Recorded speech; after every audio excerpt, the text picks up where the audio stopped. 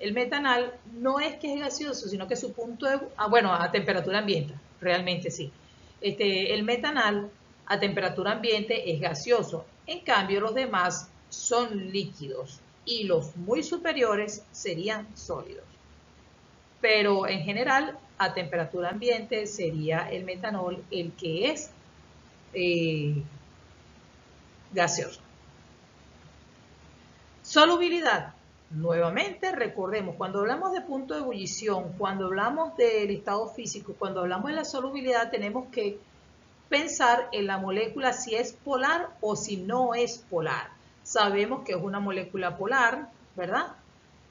Entonces, en cierta manera, siempre será soluble en agua, pero también depende de la cadena carbonada. La cadena carbonada, si es muy grande, no será soluble debido a la hidrofobicidad de la cadena carbonada. Pero si son moléculas pequeñas, sí podrá ser soluble, si no totalmente, parcialmente. ¿Okay? Es decir, que a medida que aumenta el tamaño de la cadena, debido a la hidrofobicidad de los carbonos o de la cadena carbonada, no serán solubles en agua o será muy bajo. Por lo tanto, normalmente ellos al ser polares, pues, y tener la capacidad al ser polares, ellos también pueden actuar como unos solventes, ¿ok? Y bueno, generalmente ese es su uso y su aplicación. Bien, aplicaciones. En las aplicaciones, fíjense que aquí le estoy colocando aquí, seguramente ustedes conocen esto y conocen esto. Esto es la vainilla. Para los que no lo conozcan, esta es la vainilla. La vaina de la vainilla. Eso es un fruto de una orquídea, para los que no lo sepan. Y la canela, que es la concha, se puede decir así, de una corteza de un árbol. Entonces, fíjense, la vainilla tiene esto que vemos aquí, que es un aldehído. ¿Ok? Fíjense. Allí vamos a decir un olor agradable, porque si probamos directamente la vainilla, ella no sabe muy bien, pero su olor es bastante agradable y el sabor también es bastante agradable cuando se está siendo utilizado, no directamente. La canela, fíjese, la canela también es un aldehído, lo vemos acá. ¿Ok? El benzaldehído también es muy utilizado para aromatizantes. Entonces aquí les doy un poquito de la lectura para que sepan de varios de ellos. Se ha aislado una gran variedad de cetonas a partir de plantas y animales, lo cual indica un fuerte olor a ciertas propiedades características. Un aldehído aromático sirve como agente saborizante. Vamos a resaltar aquí. Aldehídos sirven... Ya. A veces los aldehídos sirven como aromatizantes y saborizantes. El benzaldehído, llamado aceite de almendra amargo, es un componente de la almendra, incoloro y de sabor a almendra. Oye, qué extraño. Sale de la almendra y se utiliza para el sabor a almendra. O sea, es como redundante la cosa. No importa. Es cinamaldehído da el olor característico de la canela y la vainilla se produce produce el sabor avainillado. Durante un tiempo se obtuvo solo a partir de la cápsula de las vainillas, pero creo que hoy es sintéticamente, se extrae sintéticamente. El alcanfor, no sé si lo han llegado a oler, son como unas pastillitas de mentol que las colocaban debajo de las almohadas para los niños cuando tenían gripe. También es como el Vivaporú. Es una cetona que se encuentra en forma natural y se obtiene la corteza de un árbol del mismo nombre. Otras cetonas naturales serían estas que tenemos aquí, se utilizan en perfumería. Una es la esencia de las violetas, Y la muscona es la que se obtiene de las glándulas de un venado. ¿Ok? Bueno, este ya ha sido un poquito más industrial, ¿no? El uso un poquito más industrial. Ya les he subrayado la información más resaltante. Como generalmente conocemos, pues se utiliza como para mantener los seres vivos para que nos, bueno, los seres vivos no, pero mantener las especies sin degradación biológica, vamos a decirlo así. Vivo no, porque cuando se conservan se quieren conservar sin daño físico, pero obviamente ya no están vivos. También se emplea como disolvente en la formación de resinas sintéticas y pinturas. Fíjense esto que tenemos aquí, esto es lo que se llama, ¿cómo que se llama esto? Esto se utiliza baquelita, ¿qué baquelita? Baquelita, fíjense que son para las tapas, eso es un polímero. Las cetonas y los aldehídos se aplican para producir esos polímeros y pues una vez que se produce el polímero se le da la diferente utilidad o aplicación o forma que sea deseada. Fíjense, esto que tenemos aquí son las diferentes presentaciones de la baquelita o de los polímeros que se formen. Y por último, bueno, el quitaesmalte, que es como que ya más conocido. La butanona se usa industrialmente para eliminar las ceras de los aceites lubricantes y es un solvente común en los quitaesmaltes. La acetona, solvente de resinas, plásticos y barniz. El acetaldehído o etanaldehído se utiliza en la fabricación de muchos compuestos. Aquí les hago un ejemplo. El empleo más importante del formaldehído es fabricación de resina sintética. Anteriormente el formaldehído o metanal se empleaba como un, ¿cómo se llama eso? Un anestésico, pero posteriormente fue eliminado, descartado de ese uso. Síntesis, bueno, muchas síntesis ya nosotros las vimos, las pueden repasar en las clases anteriores. La ruptura oxidativa de alqueno puede ser por, acuérdense que podía ser por ozonólisis o por permanganato, y el permanganato tenía que ser caliente, ¿ok? Para que pudiera producir la ruptura oxidativa para hacer las cetonas o aldehídos, y algunos aldehídos continuaban hasta ácido carboxílico. La hidratación de alquinos, cuando vimos alquinos, vimos la hidratación de alquinos y podía ocurrir una, ¿cómo se llama esto? Un equilibrio cetoenólico, es decir, el alcohol o enol se convertía en una cetona o un aldehído. En el caso de una hidratación por agua catalizada con ácido, daba una cetona, pero una hidroboración, oxidación, producía una aldehído, porque eran en el extremo. La acidación Friedel-Crafts, que fue la que empleamos en los aromáticos. Por último, oxidación de alcoholes para dar cetonas, aldehídos o ácidos carboxílicos, recordando que los alcoholes terciarios no reaccionaban. Nosotros vamos a repasar esta información que tenemos acá, basándonos en todos los conocimientos previos que tenemos de la reactividad de los compuestos orgánicos. Bien, reacción con organometálicos, de organometálicos con ácido carboxílico. Recuerden lo que les acabo de decir, que el grupo carbonilo es un grupo que tiene cargas parciales positivas y negativas. Entonces, en la ecuación general tenemos que primero necesitamos hidróxido de litio. En ese hidróxido de litio el hidrógeno actúa, el ácido carboxílico actúa como ácido, como lo que es, liberando el hidrógeno, se lo lleva el OH para formar la molécula de agua y el litio toma lugar del hidrógeno. La actividad de cualquier ácido. Una vez que se ha formado la sal del ácido carboxílico, se utiliza el organolitio. Imagínense CH3 litio, esto lo vimos en las reacciones de alcanos, por allá, por las reacciones de Corey-House. Entonces, era un órgano metálico, es un órgano litio, supongamos que esa R es un metil, ese metil tiene carga negativa por ser menos electronegativo, o el carbono al ser menos electronegativo que el litio. Ese carbono que tiene carga negativa actúa en un ataque nucleofílico hacia el carbono de carga positiva en el ácido carboxílico. Por resonancia, ya nosotros sabemos que por resonancia estos electrones que están aquí suben hacia el átomo de oxígeno, quedando el oxígeno con una carga negativa. Y por supuesto el litio atacará esa carga negativa. Y se forma este intermediario que vemos aquí.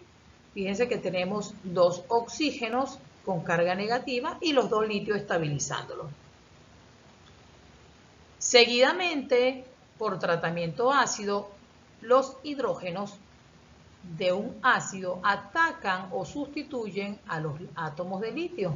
Esto que vemos acá son sustituidos por hidrógeno para formar el diol que vemos acá. Debido a la cercanía de estos elementos sale una molécula de agua y los electrones de ese enlace vuelven a formar un doble enlace y como consecuencia esta cetona que vemos del lado derecho. ¿Ok? Repito, primero tratamiento de la base para salida de un hidrógeno actuando como se actúan los ácidos, después ataque nucleofílico, después protonación de los alcoholes y cuando estén los alcoholes se elimina una molécula de agua para formar la cetona. Aquí tenemos una ecuación de un ejemplo. La de arriba es la ecuación general, la de abajo es un ejemplo. El ácido primero entra un litio, después este carbono que tiene carga negativa entra en el carbono de carga positiva, por resonancia suben los electrones, se estabiliza con litio, tratamiento ácido, se forman los dioles, al formarse el diol geminal sale una molécula de agua y se forma la cetona. A medida que lo van viendo sería bueno que detengan la reacción y pues vayan practicando cómo se hace. Aldehído a partir de cloruros de ácidos. Nuevamente, cloruros de ácidos, ya nosotros lo vimos por la acilación, empleamos el cloruro de ácido. Entonces, fíjense lo que tenemos aquí. Tenemos, esto se llama orto, terbutil, pero aquí tenemos 3, ¿ok? Perdón, este no es ortoterbutil, este es terbutóxido. Terbutóxido, 3 moléculas de terbutóxido, 3 más el hidrógeno le da una carga negativa al aluminio que se estabiliza por litio. Sería hidruro de terbutilo de aluminio y litio, ¿ok? Simplemente de todo esto lo que estamos agregando es hidrógenos que tengan cargas negativas. Más nada, son los hidruros, que es lo que nos interesa. Por eso que está señalado aquí arriba, ¿ok? Estos hidrógenos que tienen carga negativa, lo que hacen es entrar como un ataque nucleofílico a este carbono que tiene carga positiva, los electrones se van con el cloro y el cloro sale. Posteriormente entra el otro hidrógeno que termina de completar, no termina de completar, simplemente en un solo paso hay una sustitución nucleofílica. Entra el hidrógeno y sale el cloro y se forma el aldehído. Vemos el ejemplo aquí, más claro.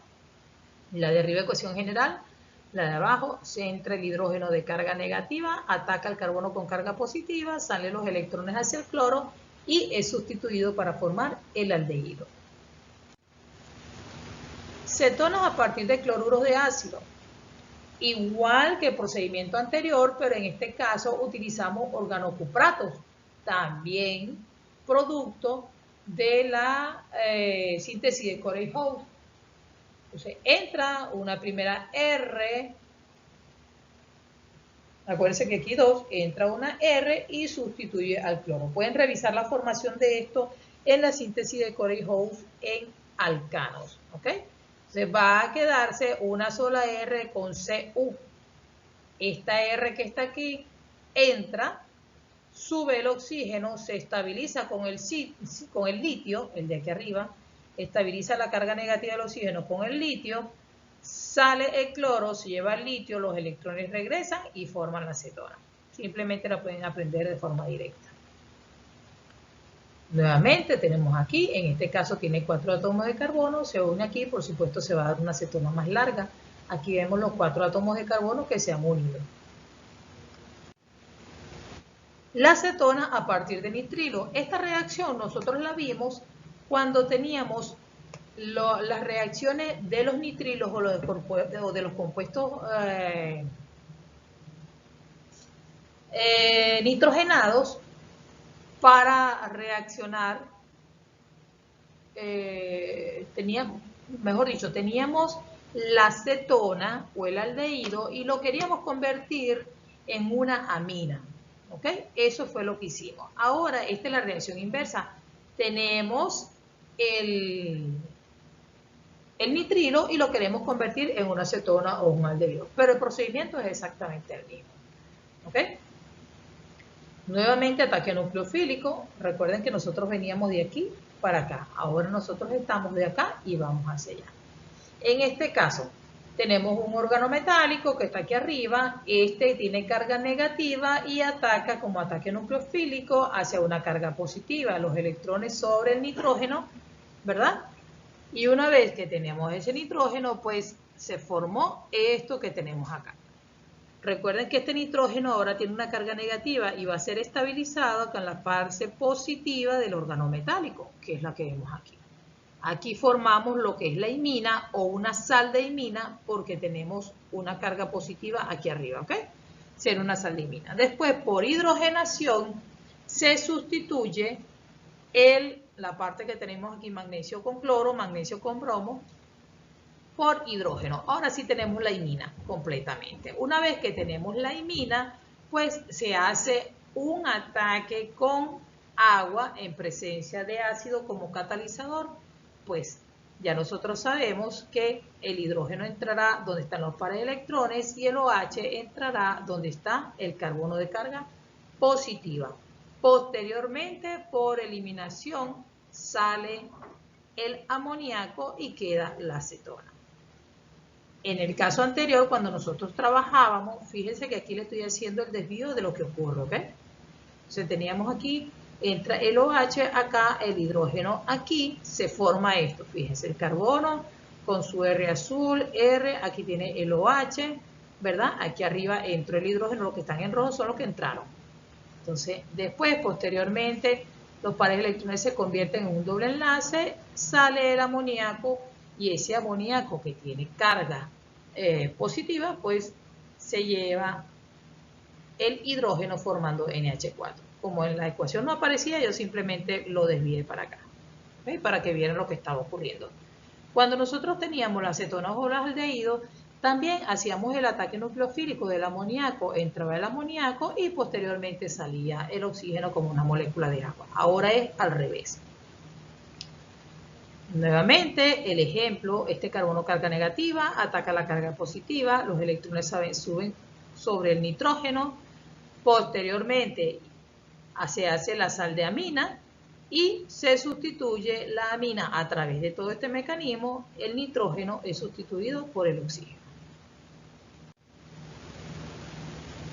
Aldehídos a partir de nitrilos, el procedimiento es similar, pero lo que estamos simplemente es agregando hidrógenos. Anteriormente, para la acetona o el aldehído, estábamos agregando el haluro de alquilo de un reactivo de Grignard. Aquí lo que estamos utilizando es hidrógeno, estamos agregando hidrógeno. Y para agregar hidrógeno de carga negativa necesitamos lo que se llama el hidruro de aluminio e isobutilo, es lo que tenemos aquí abajo, ¿ok? Hidruro de aluminio e isobutilo. Es este que está acá. Ya ustedes saben que ese va a liberar hidrógeno de cargas negativas. Ese hidrógeno de carga negativa, este es el nombre corto, pues. Es para que ustedes sepan cuál es, se los he colocado aquí. Pero ya ustedes saben que aluminio con hidrógeno, ese hidrógeno tiene carga negativa. Entonces, ese hidrógeno carga negativa va a atacar el carbono de carga positiva y lo otro que queda allí, que sería un electrófilo, se une al nitrógeno para estabilizarlo. Por el mismo mecanismo que acabamos de ver anteriormente, el agua entra, OH aquí, hidrógeno aquí arriba, sale el amoníaco y se forma el grupo carbonilo.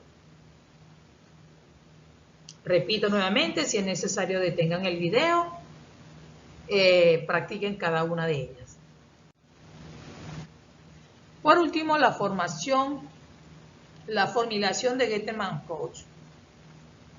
Nuevamente, tenemos CO y HCl y se forma, fíjense que no se forma tan fácilmente, sino que por la combinación de estos dos elementos es que se forma el cloruro de formilo. Él es inestable. Nosotros podríamos tener cloruro de etanoilo, pero este es de formilo, o sea, cloruro de metanoilo. Pero él es inestable. Entonces se forma inmediatamente por la reacción de monóxido de carbono y de ácido clorhídrico para formar esta. Ahora, esta que está aquí va a ser la que va a reaccionar con el ácido de Lewis que ya conocemos. ¿Qué hace este ácido de Lewis? Captura el hidrógeno y se forma el catión formilo. El catión formilo, por ataque nucleofílico a un aldehído, a un benceno, pues se hace una sustitución, ya nosotros conocemos este mecanismo, una sustitución aromática del ion o catión formilo con carga positiva, ataca un carbono para sustitución electrofílica y formación del benzaldehído.